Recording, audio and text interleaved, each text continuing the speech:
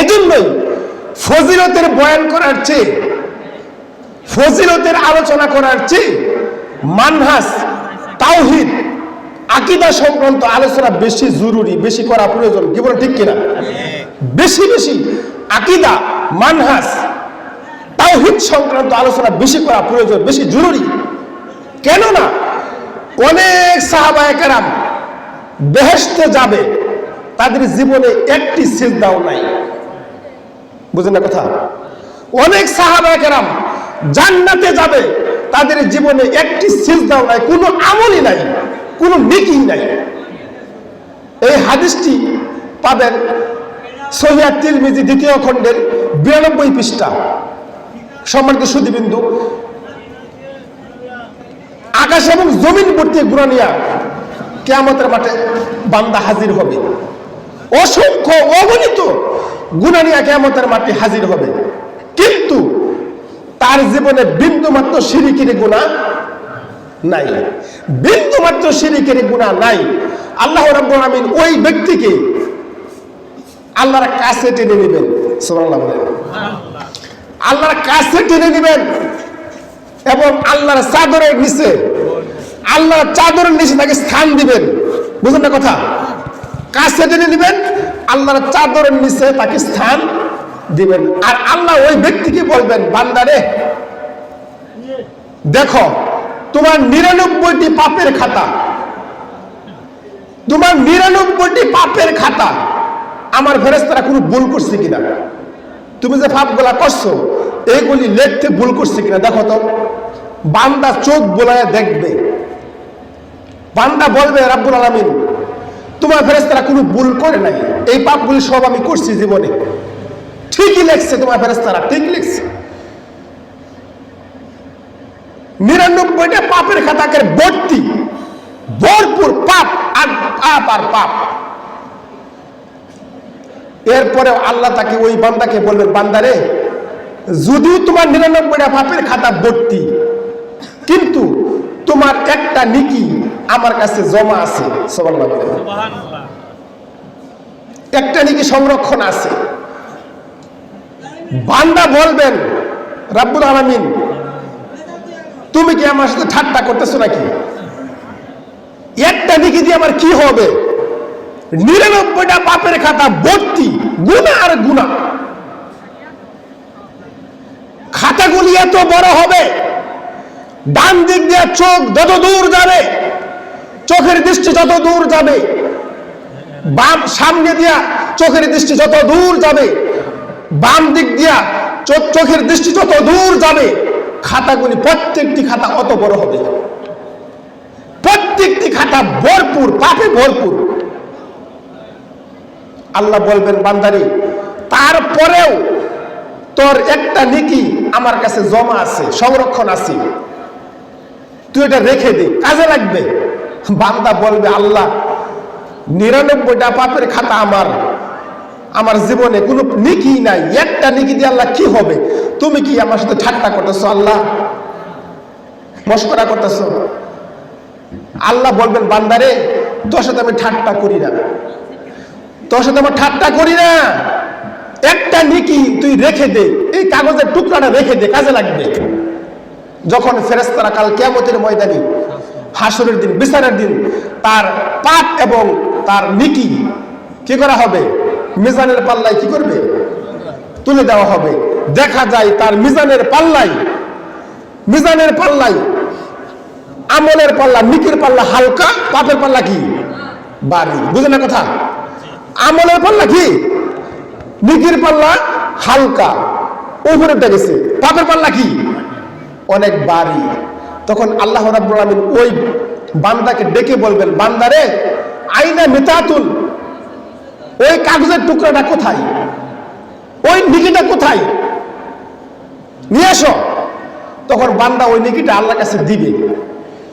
আল্লাহ রাব্বুল আলামিন ওই কাগজের টুকরাটা ওই বান্দার আমলের পাল্লায় কি করবে?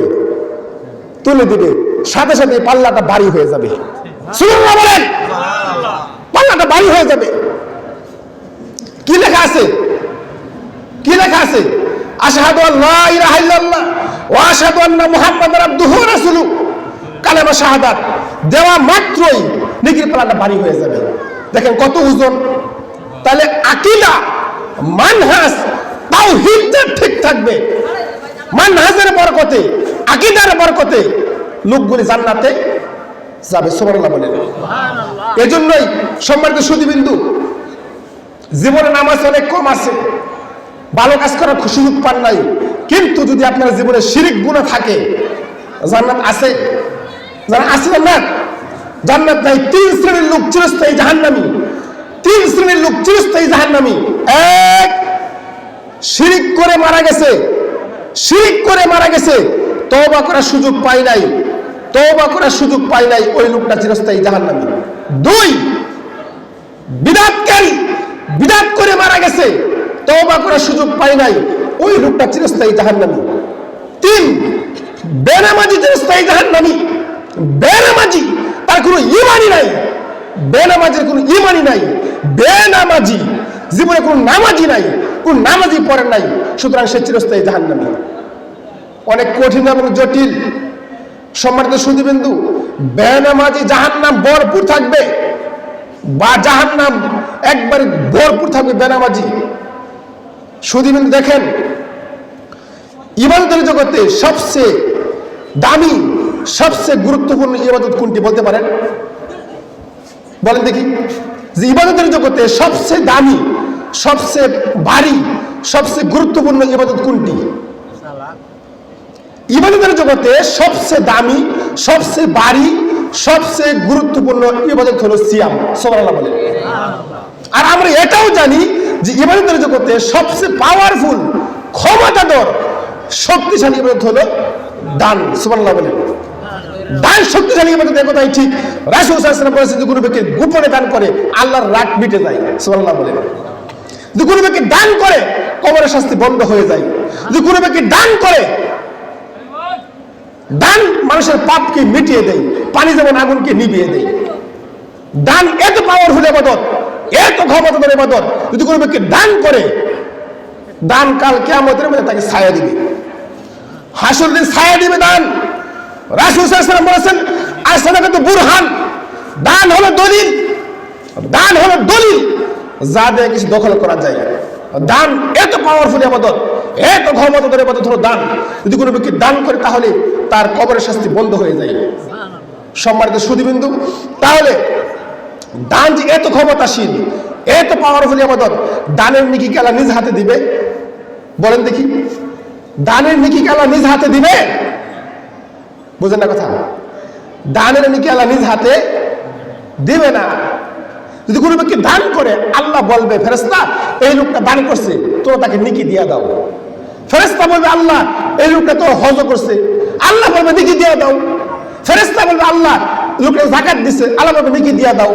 ফেরেশতা এক পর্যায়ে বলবে, আল্লাহ এই লোকটা সিয়াম রাখছে।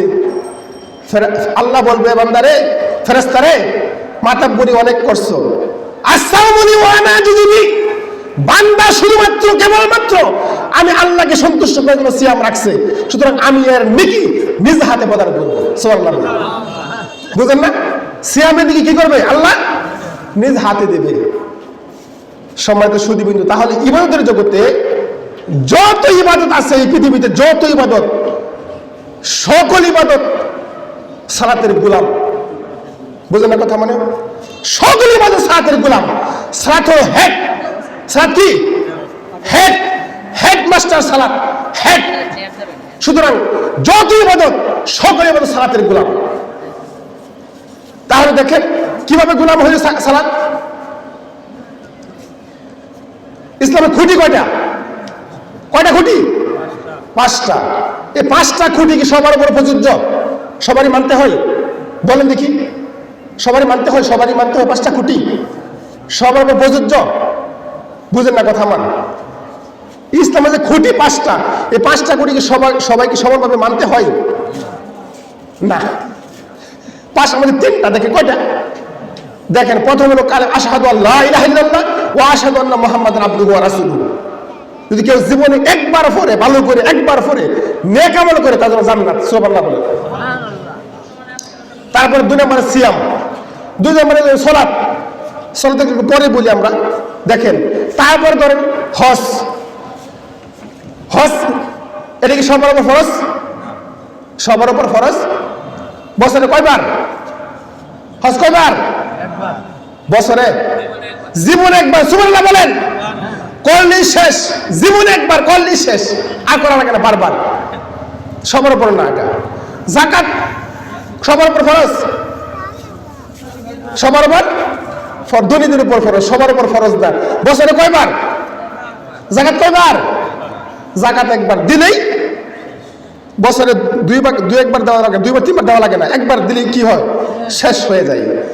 তারপর ধরে সিয়াম, এটা কি সবার উপর ফরজ? বলেন দেখি, সবার উপর? সবার উপর না। বৃদ্ধ পুরুষ সিয়াম উঠিয়ে নিয়েছেন, বৃদ্ধা নারী সিয়াম উঠিয়ে নিয়েছেন, তারা ফিদিয়া দিবে, গরিবদেরকে খাবার খাওয়াবে, গরিব মিসকিনকে খাবার দিবে, সিয়াম তার হয়ে যাবে। সুবহানাল্লাহ বলেন। দুগ্ধ পানকারী মা, যে মা তার বাচ্চাকে দুধ পান করায়, গর্ভবতী মহিলা সিয়াম উঠিয়ে নিয়েছেন, তারা ইচ্ছা করলে পরবর্তীতে কাজা আদায় করবে, না হলে তারাও কি করবে? ফিদিয়া দিবে। তাহলে দেখেন, আশ্চর্য ইবাদত সালাত। সালাত হলো আশ্চর্য ইবাদত। বৃদ্ধ পুরুষ দেখে, বৃদ্ধা নারী দেখে, গর্ভবতী মহিলা দেখে, স্তন্যদানকারী মা দেখে, জীবনে একবার পড়বেন দূরের কথা, বছরে একবার পড়বেন দূরের কথা, মাসে একবার পড়বেন দূরের কথা, সপ্তাহে পড়বেন দূরের কথা, দৈনিক কয়বার? কয়বার? পড়তেই পড়তেই পুরুষ নামাজ ছেড়ে দিবে, এরকম সুযোগ আছে? পুরুষ নামাজ ছেড়ে দিবে এরকম সুযোগ আল্লাহ দেয় না, এরকম রুখসত দেয় নাই। সুতরাং জীবনের জগতে সবচেয়ে দামি, সবচেয়ে পাওয়ারফুল ইবাদত কি? সালাত।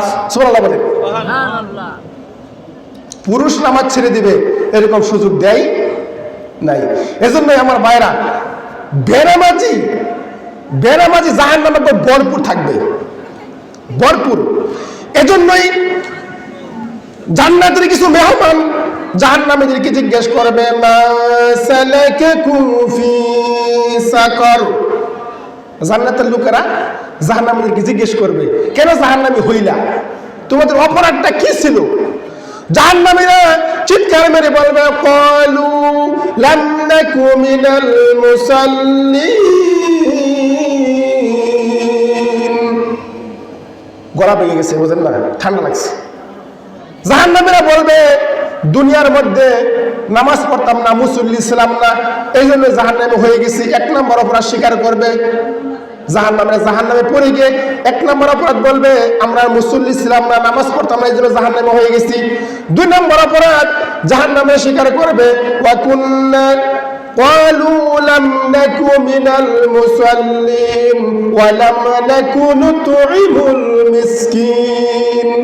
মিসকিনদেরকে কি করতাম না? খাদ্য দান করতাম না। অনেকের কাছে ভিখারিরা আসে, দিন দুঃখীরা আসে, ফকির মিসকিন হাত পাতে, আমরা কি করি? দমক দিয়ে তাড়িয়ে দিই। আছে কি আছে না? অনেক বাইরে বলে, মাফ করো, মাফ করো, মাফ করো। আমার কিসের মাফ? তোমার কাছে সয়েলকারী ভিক্ষা চাইছে, টাকা চাইছে, 10 টাকা 5 টাকা চাইছে, তুমি কেন তার দমক দিয়ে তাড়িয়ে দিলা? কেন বলো তুমি মাফ করো আমাকে? তাকে বুঝিয়ে বলতে হবে। কি করতে হবে? বুঝিয়ে বলতে হবে, তার সাথে খারাপ আচরণ করা যাবে না। সুতরাং জাহান্নামীরা স্বীকার করবে, এক নম্বর অপরাধ আমরা নামাজ পড়তাম না। দুই নম্বর অপরাধ আমরা দিন দুঃখীদেরকে খাদ্য দান করতাম না, টাকা পয়সা দিতাম না, এই জন্য জাহান্নামে হয়ে গেছি। তিন নম্বর অপরাধ জাহান্নামীরা স্বীকার করবে, ওয়া কুন্না নাকুযু মাআল কায়িদিন। জাহান্নামীরা বলবে, আমরা গাছের তলায় বসে, দোকান পাটে বসে, চায়ের দোকানে বসে, বিভিন্ন আড্ডায় আমরা বসে বসে মানুষের গীবত কইতাম। বুঝেন না? মানুষের গীবত করতাম। এখন গীবত একবারে হুজুর থেকে শুরু করিয়া একটা নিম্ন শ্রেণীর মানুষ পর্যন্ত সবাই গীবত করে। কি বলেন ঠিক কিনা? গীবত সবাই, গীবত শুনতেও মজা, কইতেও মজা। কি বলেন ঠিক কিনা? এমন গীবত করে, সবাই গীবত করে, সবাই। এই জন্যই দেখবেন জাহান্নামে পড়ে গিয়ে তারা স্বীকার করবে যে আমরা মানুষের গীবত কইতাম, এই জন্য জাহান্নামে হয়ে গেছে। তাহলে অনেক কঠিন এবং জটিল। সম্মানিত সুধীবৃন্দু, মনে রাখবেন কথাগুলি, যে এই পৃথিবীতে সবচেয়ে বেনামাজি হওয়ার কারণে সবচেয়ে লোক জাহান্নামে যাবে। এই পৃথিবীর মধ্যে সবচেয়ে বদ লোক খারাপ লোক কে বলতে পারে? বলেন দেখি, সবচেয়ে বদ লোক কে? এই পৃথিবীর মধ্যে সবচেয়ে খারাপ, সবচেয়ে বদ লোক, সবচেয়ে মন্দ লোক হলো বেনামাজি। কি বল, ঠিক কিনা? সুদখুর, ঘুষখুর, জানাখুর, চুগলখুরি, এবাখুর, গাঁজাখুর, ফেসিলখুর, বিড়িখুর, তামাকখুর, পাতাখুর, জর্দাখুর, সকলের চাইতে বেনামাজি খারাপ। বুঝলেন না কথা? সবচেয়ে বেশি খারাপ। কেননা একটা লোক সুদ খাচ্ছে, ওই লোকটা নামাজ পড়ে, ওই লোকটা কিন্তু বেহেশতের আশা আছে, যে জরিমানা হইব, যার নাম খাটবে কয়েকদিন, তারপরে কি বেহেশতে যাবে। কিন্তু যে বেনামাজি, যে নামাজি পড়ে না, তার বেহেশত আছে? তাহলে বেনামাজি সুদখুর, ঘুষখুর, জনিখুর, গাঁজাখুর, ফেন্সিলখুর, বিড়িখুর, তামাকখুর সকলের সাথেও খারাপ। কুকুর, সিগারেট সাথে জঘন্য নিকৃষ্ট হলো বেনামাজি। এই বেনামাজি হয়ে কেউ মরবেন না। এই প্রতিজ্ঞা করেন, ওয়াদা করেন যে বেনামাজি না হই।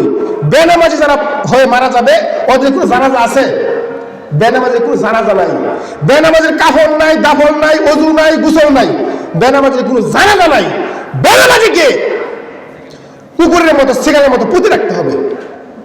এটা আমি বলি নাই, বর্তমান সলফে সালিহিন, বর্তমান সালাফি আলেমগণ ফতোয়া দিচ্ছেন বেনামাজির কোনো জানাজা নাই। ওয়ালা তাতরুকান্না সালাতান মাকতুবাতান মুতাআম্মিদান ফাইন্না মান তারাকা সালাতান মাকতুবাতান মুতাআম্মিদান ফাকাদ বারিয়াত জিম্মাতুল্লাহ। রাসূল সাল্লাল্লাহু আলাইহি ওয়াসাল্লাম বলেছেন, ও আমার সাহাবীরা শুনো, খবরদার খবরদার, কখনো কোনোদিন ইচ্ছা করে ফরজ নামাজ ছেড়ে দিও না, কখনো কোনোদিন ইচ্ছা করে ফরজ সালাত ছেড়ে দিও না। যারা ইচ্ছা করে ফরজ সালাত ছেড়ে দেয়, তাদের উপর থেকে আল্লাহর দায়িত্ব উঠে যায়। কথা বুঝে না মনে হয়? যারা ইচ্ছা করে ফরজ নামাজ ছেড়ে দিবে, তাদের উপর থেকে আল্লাহর দায়িত্ব উঠে যাবে, রাসূলের দায়িত্ব উঠে যাবে। তাদের উপর আল্লাহর কোনো দায়িত্ব থাকবে না, রাসূলের কোনো দায়িত্ব থাকবে না। তাহলে বেনামাজি কিরকম খারাপ জিনিস মনে করবেন? রাসূল সাল্লাল্লাহু আলাইহি ওয়াসাল্লাম বলেছেন, বাইনার রাজুলি ওয়াল কুফরি ওয়া শিরকি তারকুস সালাত। যে ব্যক্তি নামাজ করে সে মুমিন, যে ব্যক্তি নামাজ করে না সে কি? কাফের। না হয় সে কি? মুশরিক। যে ব্যক্তি নামাজ করে সে মুমিন, যে ব্যক্তি নামাজ করে না সে কাফের।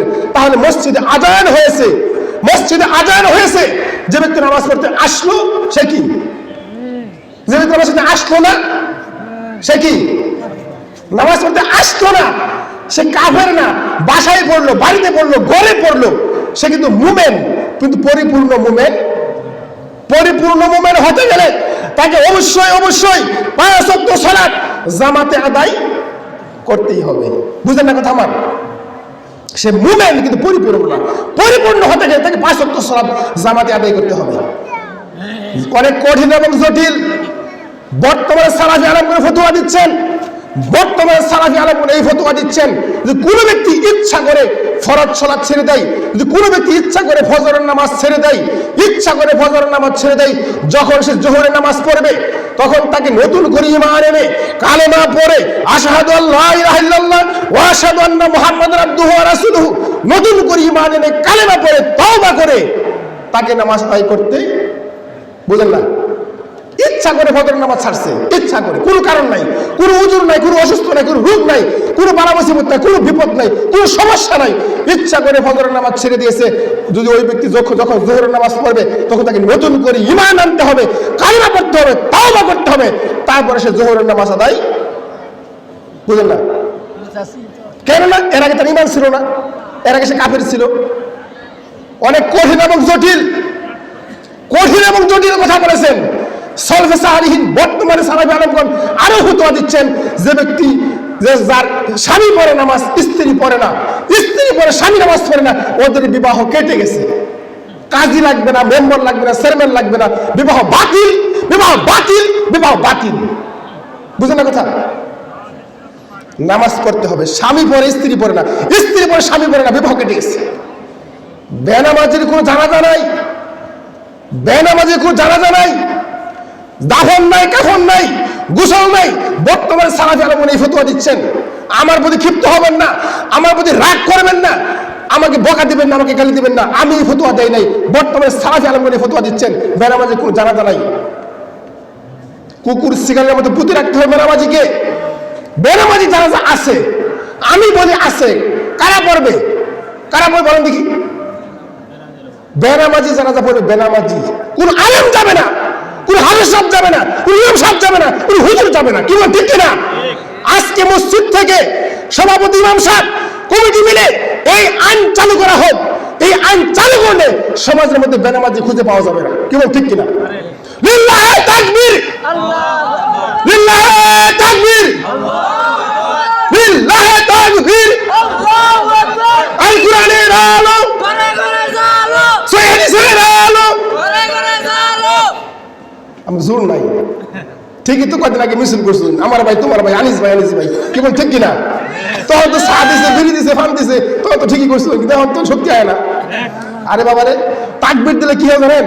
ওই যে আশেপাশে তারা আছে, ঘরে শুয়ে শুয়ে টার্গেট করছে যে ঘরে শুয়ে শুয়ে ফোরা মাসকা তাকবীরের দৈনিক চুটে তারা মনে রাখবে ঘুমাইতে পারবে না, যে না যাই গিয়া মনসে ওইখানে যাই শুনি। আশেপাশে সব লোক চলে আসবে যে না মূল কার্যক্রম শুরু হয়ে গেছে, আলোচনা হচ্ছে, সুতরাং আমরা চলে যাই সেখানে। এজন্য ভয়টা আছে, শয়তান এখান থেকে পালিয়ে যাবে। শয়তান আপনাকে ওসো আসা দেবে, তাকে চা খাইয়া যে ঠান্ডা পড়ছে, একটা চা খাইলে শরীরটা একটু ইয়া হইব, চাঙ্গা হবে, আপনাকে ওসো আসা দেবে। এই জন্য বসছেন, আপনার শোনার নিয়ে বসছেন, শুনলে অবশ্যই ফায়দা হবে। সম্মানিত সুধীবৃন্দু, আলোচনা অনেক লম্বা করা যাবে, সভাপতি আমি, আমার আলোচনা অনেক লম্বা আমি করতে পারবো, কিন্তু করার সুযোগও নাই, সময় নাই। এই জন্য মেহরবানি করে আপনাদেরকে অনুরোধ করব যে আপনারা যে নামাজি হওয়ার চেষ্টা করি, আমরা বেনামাজি যেন না হয়ে না মরি।